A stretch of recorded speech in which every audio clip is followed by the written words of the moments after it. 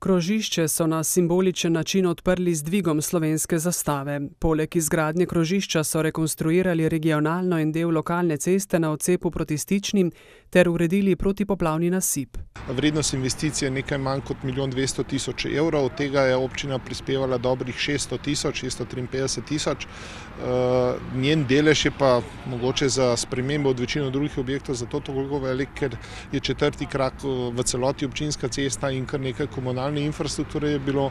Krožišče predstavlja prvi korak do tako imenovane zahodne obvoznice, ki bo razbremenila prometno izjemno obremenjeno središče Ivančne Gorice, sploh v jutranji in popoldanski konici.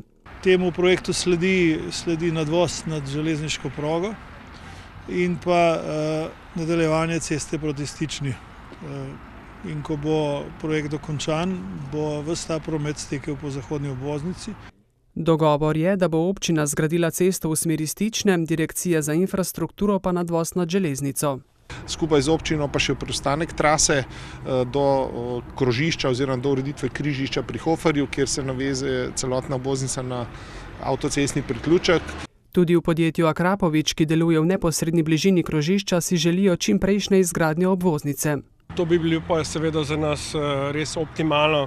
Tako, ko nas obiskujejo naši poslovni partnerji, bi bil tak dovoz, tak pristop dejansko precej lepši, še kot je sedaj. V direkciji načrtujejo prihodnje leto pridobiti vsa zemljišča in zaključiti projektiranje oziroma revizijo projektne dokumentacije. V praksi to pomeni podpis pogodbe za izvedbo del pozno jeseni drugo leto ter začetek gradnje nadvoza najpozneje spomladi leta 2020, je napovedal Vilempart.